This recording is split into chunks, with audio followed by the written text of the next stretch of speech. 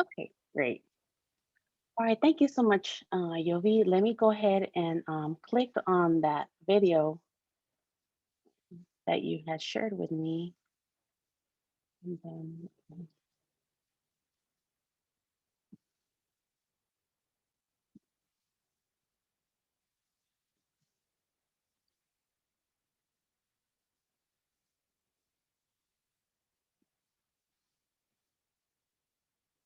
okay, let me skip this, skip the ad.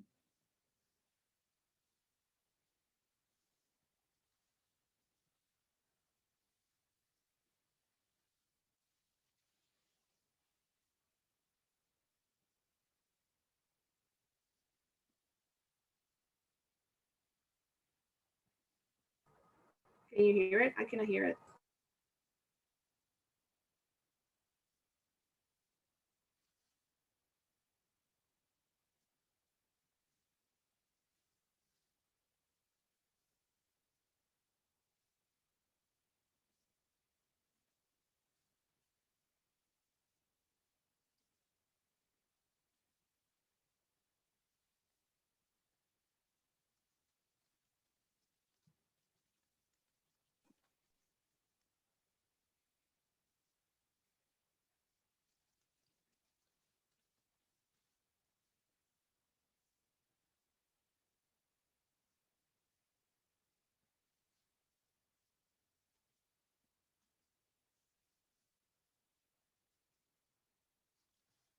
Okay, sorry about that, y'all.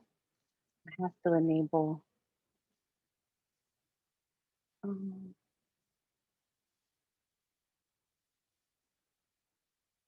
audio.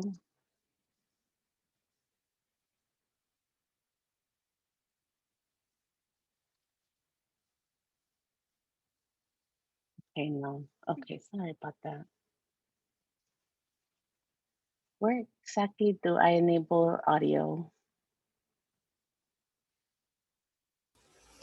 Hi, Jasmine. I believe you have three dots, and if you press there, there's one option that should say something like share your audio. Oh, okay. Yeah. So have live. I just have live on custom live streaming service. That one. No, it would be No, something huh? to like enable your computer audio. Okay. Let's see then. Let's see. Is it Yeah. Yovi? Is it okay if we can go to the slide and maybe you could highlight some of the Yes. things in the video? I know later on the slide deck we actually provide the video so people could go back and view it. Would that Jasmine, be okay? Jasmine, Yes. when you share your screen and Yes. when you click share, and then your desktop and Windows shows options of what you want to share, Yes. down in the left corner, there should be a little box that says something Share about audio. sound. Yeah, share sound. Click on that. Okay. Thank you. Sure. Okay. And I did, and I saw that. Thank you. Okay.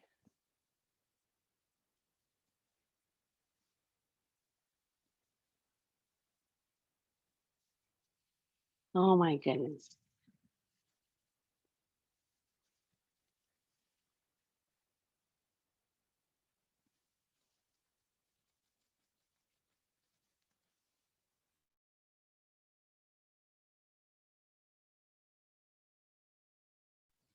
And in turn,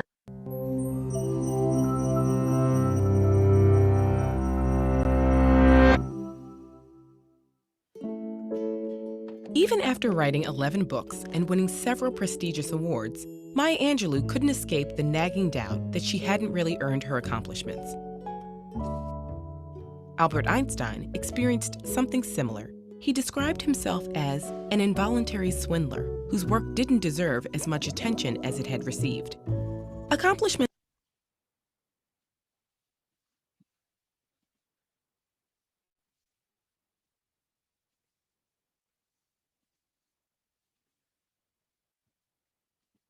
at the level of Angelou's or Einstein's are rare, but their feeling of fraudulence is extremely common.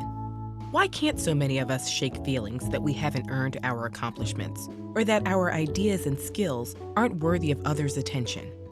Psychologist Pauline Rose Clance was the first to study this unwarranted sense of insecurity. In her work as a therapist, she noticed many of her undergraduate patients shared a concern. Though they had high grades, they didn't believe they deserved their spots at the university. Some even believed their acceptance had been an admissions error.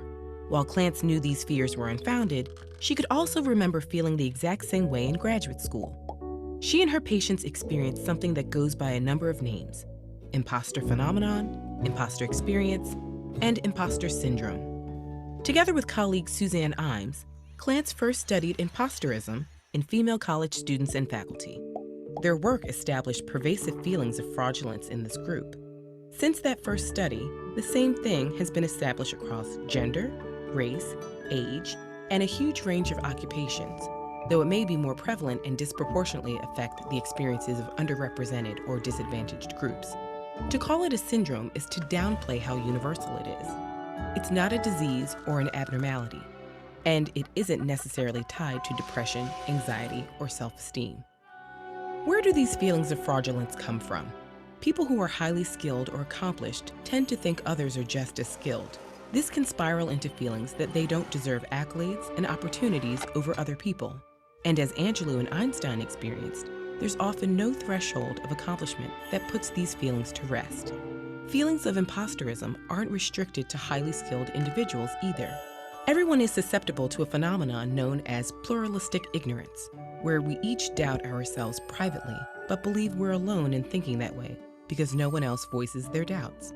Since it's tough to really know how hard our peers work, how difficult they find certain tasks, or how much they doubt themselves, there's no easy way to dismiss feelings that we're less capable than the people around us. Intense feelings of imposterism can prevent people from sharing their great ideas or applying for jobs and programs where they'd excel.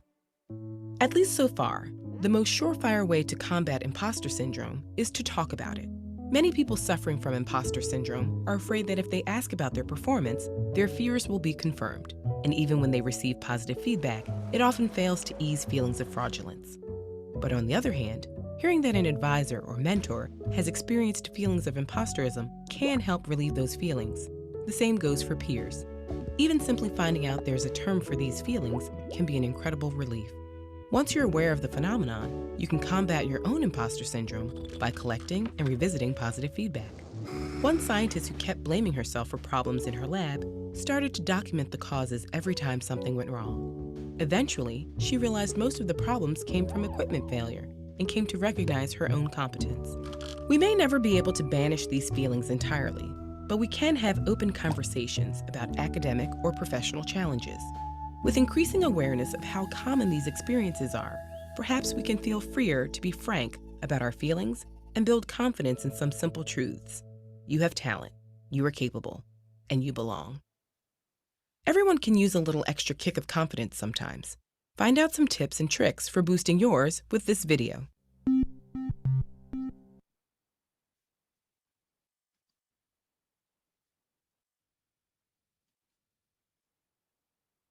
Okay. Naturally, I skipped. Here we go. Okay, everyone. So again, thank you for your patience. And we went ahead and you know, in style of Power to Fly, we want this to be a natural conversation between all of us present. And so we gathered some of the questions that were submitted when you all RSVP for the event. And so at this moment, we're going to go ahead and start going one by one. And at any moment you feel like you want to ask maybe a follow-up question to any of these, go ahead and do so. Okay. Yovi. So, okay, I'm do I going to go go ahead and ahead. read the I'll question? read it. What life event made you decide to address this challenge? And what did you find to actually help rid of this feeling of being an imposter in your field? Okay, what life event? Okay, the event that made me feel challenged is doing what I'm doing right now, the speaking engagement, putting myself out there, trying over and over. And because I feel that there's a need for me, I want to help. I also, as a former broadcaster, I also do consulting, media consulting, and I felt that I wanted to challenge myself. I've done the podcasting. I like the interviewing style. I like the storytelling. So that really was the drive. At moments, I will just feel the fear and still do it anyways. That is thought that I came from Susan Jeffers, and you pull through. You pull through. If you listen to my first podcast episodes, is like I'm super shy. They're not the greatest, but I kept them moving forward. I found a niche amazing of other podcasters that were doing the same thing, and everybody was just finding that support. Community support helps a lot. That's what I will say.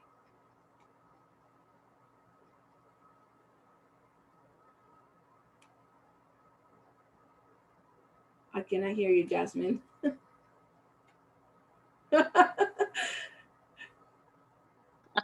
Come on. We're getting there. We're getting with the wheels running here. There's We're getting. something going on. I don't believe too much in these lunar things, but now I think I am. Okay, thank you so much for that. We will go ahead. If there's no follow-up questions from anyone, we'll go ahead and go to our next question. But thank you so much for sharing that, Yovi. Yeah, let's keep in mind that definitely, as I've learned through this research, and even though I picked this topic, I'm not an expert, but I know that I've been going through these phases. Imposter syndrome is Right. not going to go away. You just navigate through it. Yeah. Okay. How can you practice to overcome self-doubt? Oh my goodness, how can you? You always gonna have that. I think it also has to do with planning, preparing, and having that disposition of going ahead with it. I remember, like, for example, when I go live, or any live interview, or even the podcast, when I publish an episode, you're like thinking all these things that may go wrong, only to realize that the purpose of you putting yourself out there, a lot of people, most people can relate to that moment, to that energy, to that disposition, to infuse good energy, having difficult conversations about mental health, about relationships, about family. It just makes you go through that. And it's just by I know it sounds cliche, but it's just practice. Practice is what Practice. really going to get you out of it. Yes.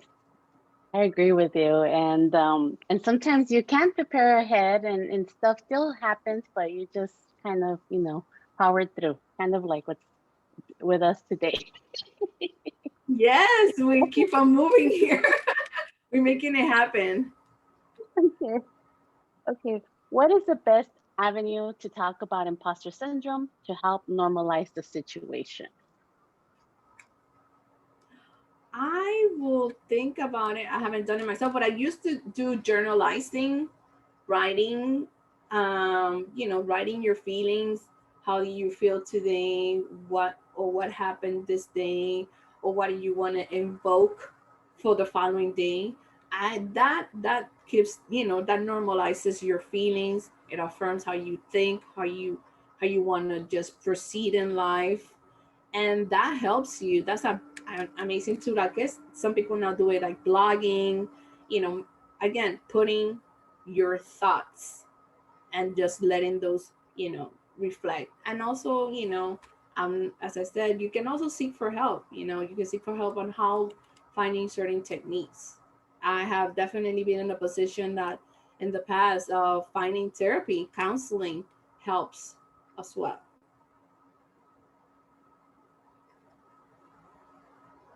Yeah, Melina, I like your comment. I see. So, What strategies do you have to share to help overcome imposter syndrome? Well, the reason that I felt after the downfall of my career in broadcasting for 15 years, I had a time where I could take a break, but then kind of regather myself on my purpose.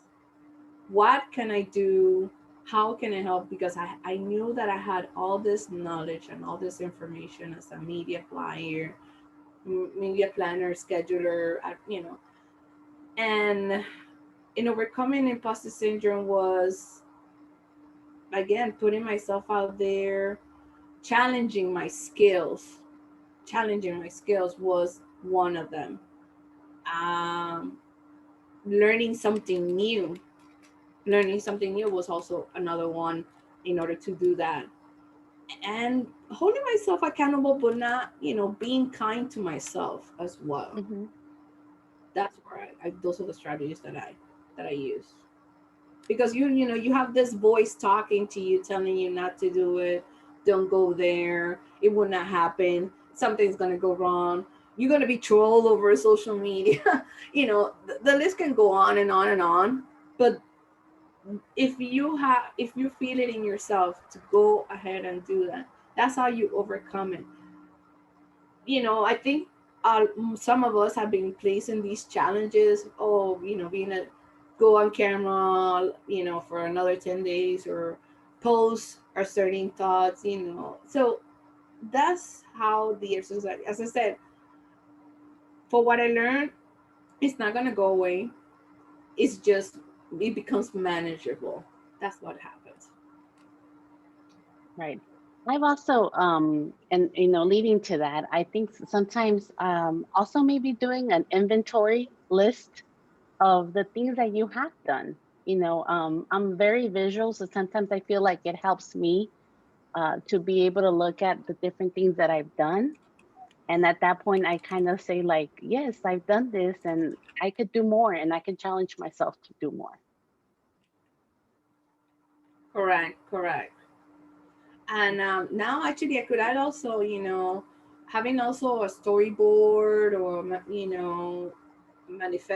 manifesting what exactly you want. Also, like Hmm. projecting your career goals, your personal goals, your own mental health, your wellness. Also, that helps because it gives you a clear picture of what exactly you want to see happening Yes, as well. thank you. Okay, next.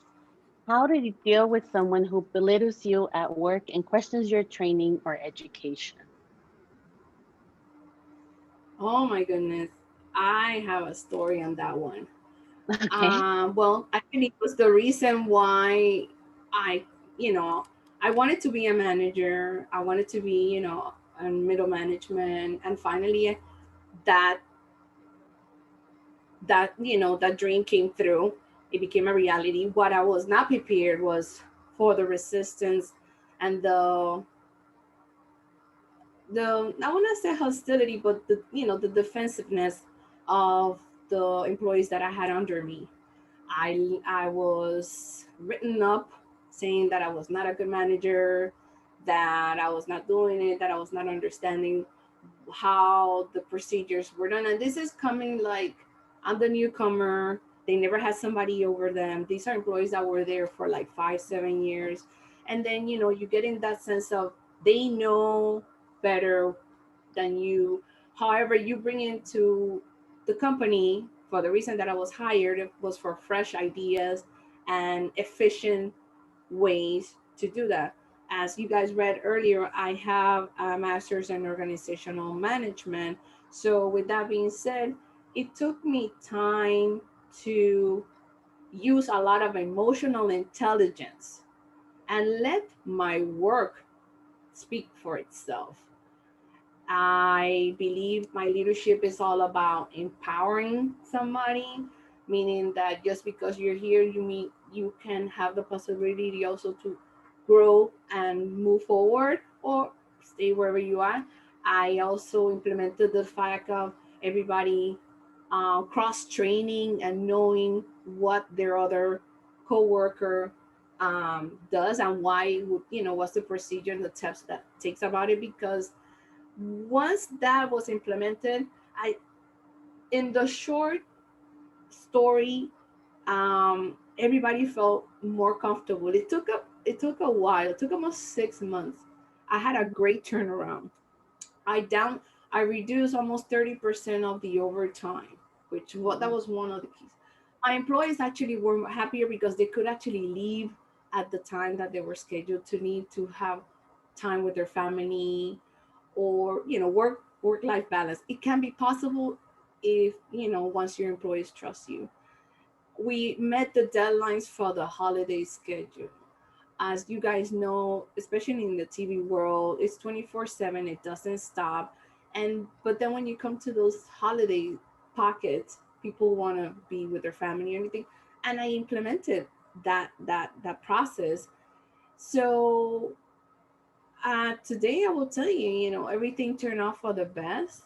It was very harsh. There were very harsh emails where you had to address also the tone and said, listen, just because I have this accent, do not underestimate what are my capacities. But then, like you have that phrase, let your work speak for itself, and that's what took place. Yes, I agree with that. I about letting your work, speak for yourself. It's again, knowing your capabilities and feeling secure about what your abilities are, and be able to do what you're being asked, and never be embarrassed to ask someone, right?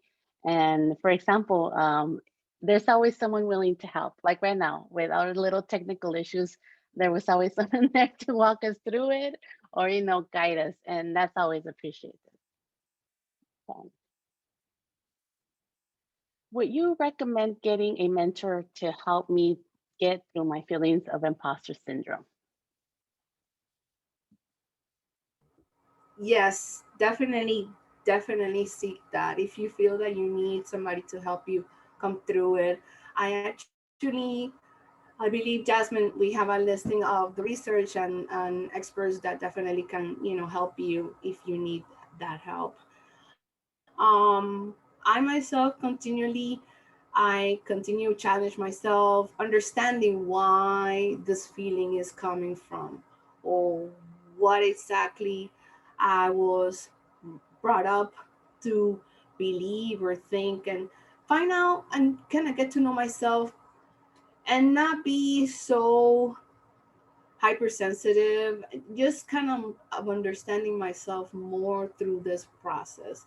If you come from the place that you really, your purpose, that's why I said persisting and following your purpose, that is for the kindness and goodness, and you want to make a change, you want to see a different, or you want to create an impact, then that will lead you. I had this thing in me, in my heart, that I wanted to speak, that I had something to say, that I wanted to contribute in the information and the knowledge and the wisdom that I had with others. And because I've been fortunate to be in unseen spaces where a person like me, Latina, Black, was either I was the only one or the only woman, and so, and I think that needed to be heard, and definitely shared. Yes, and I think in the industry that you come from, which is media, it's rare to see women, right? Women behind the camera per se, and so I feel like sometimes you are the one leading and making the way for others, just by being an example. Yeah. Yeah. Not only, the thing is, like, there are women, there's a Hmm. lot of women, but then there is, like, maybe some of you guys know, there's a glass ceiling or a wall where you can make it this far in middle management, kind of also sparkle yourself between upper management. And that's one way to go about it. And I'm seeing these comments. You guys now, okay, you definitely engaging. But thank you, Sable. Say, hey Joey, what would you say to teenagers who are struggling with self-identity, who being bullied because they're different? Ah, okay. How you want to go about this, Jasmine? Do I go with the question and Yeah, go ahead and in and the and, and yeah, respond to that question. I could stop sharing here the screen and then we can just jump back on. Mhm. okay, Sable? I remember as a teenager, I was definitely, people will make jokes out of actually my name. They will say Joey, Jogi the bear. I remember that one. But then I remember that I went to my grandmother and then I told her, I said, listen, I want to change my name. But anyways, self-esteem, self-love is the key. And it has taken me almost, I hope that the teenagers get it sooner, but it has taken me almost 40 years to get to that point that they're struggling with their identity. Please do not believe what you see in social media. Believe in finding better role models, and I know that it may be difficult in times that we're going through with the accessibility to information, but it's getting the right information in front of our eyes. I There's the good news is there are really great, people out there that are really doing awesome things to build teenagers that are struggling with identity. Um, because they're different, that means that that's their gift. They have something that is just special. Everybody has something given to them. Is may that be that you believe in God or not, but I believe that you have a gift. You have something special that makes you different, and hopefully you can find also within the people that are around you. And that I remember myself as a teenager is a difficult stage, because you are really questioning everything about yourself, your body, how you see yourself, how you look. But then having a spiritual guidance or mental guidance will definitely make a difference. Thank you, Sable, for asking that question. Yes, Abel, thank you for participating. Okay, now we could go to the question that we had on our screen. And it says, should I say yes to an opportunity even though I know I have the education and training, but I still feel unsure? The quick answer is yes. Go for it. Go through the process of interviewing.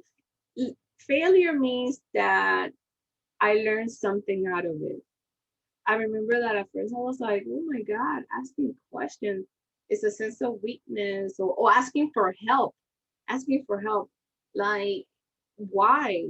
I'm It's the funny thing about me is like I'm willing to go the extra mile or help anyone in whatever I can. But then I found it really harsh on myself to ask for help. And then I really had to say, you know what? And that's where I quickly can mention that that there's different types of imposter syndrome.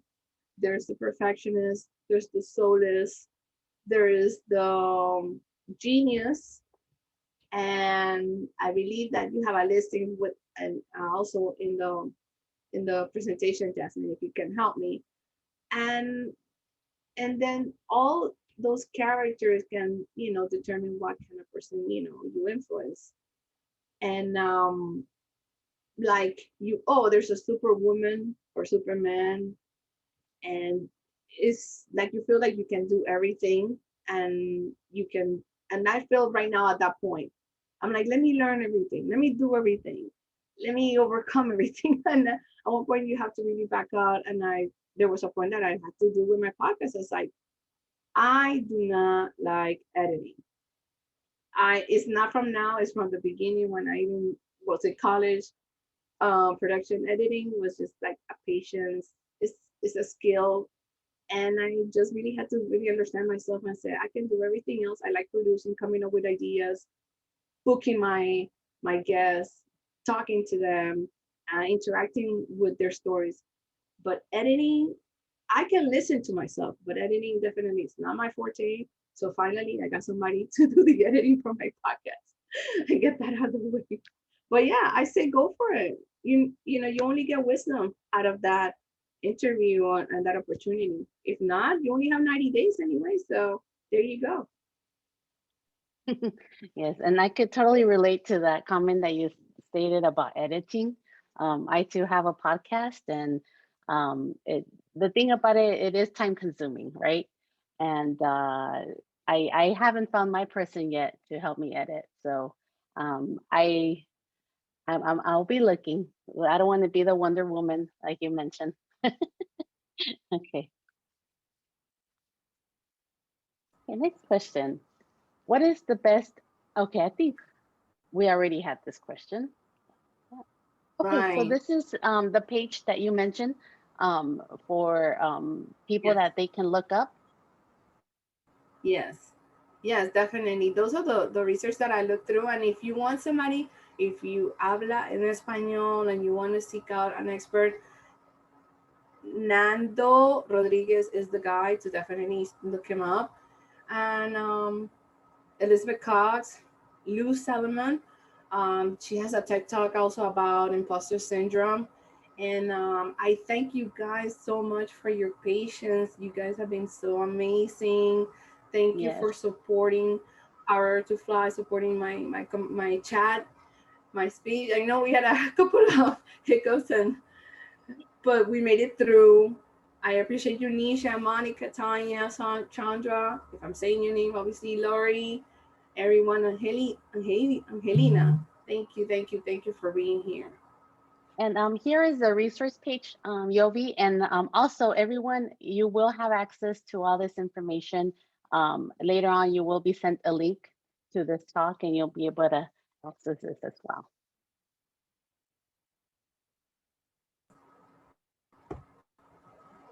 Any Awesome, questions? awesome.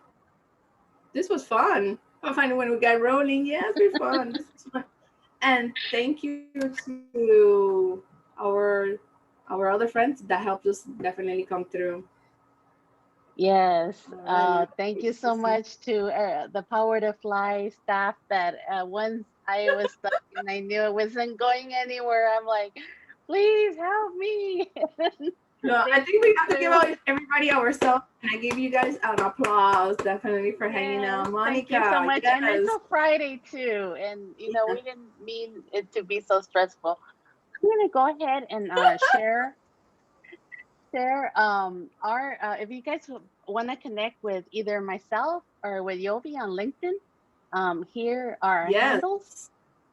Yes. And also, Power to Fly has a lot of events, that the community is putting through, and all of them are awesome topics. So I would recommend to everyone to go on and just browse through the different topics and the different speakers. Everybody is so interesting, and everybody has a passion for what they want to present to you and talk to you about. So definitely go through the Power to Fly events and sign up for these.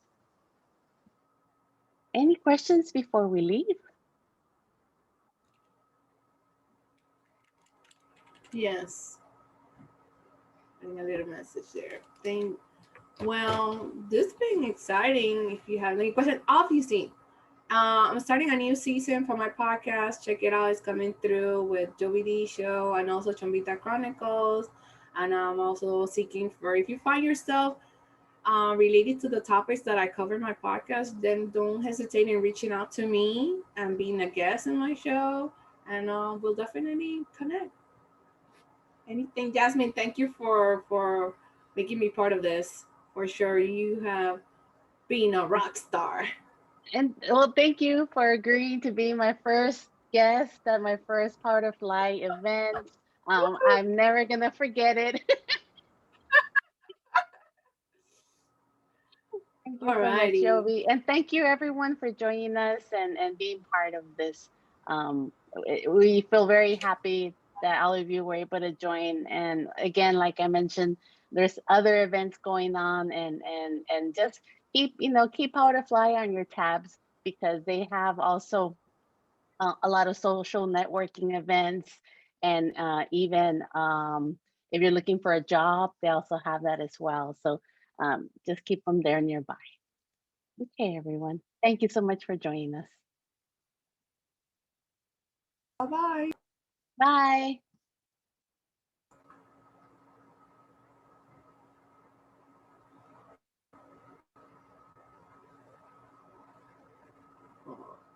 That was fun.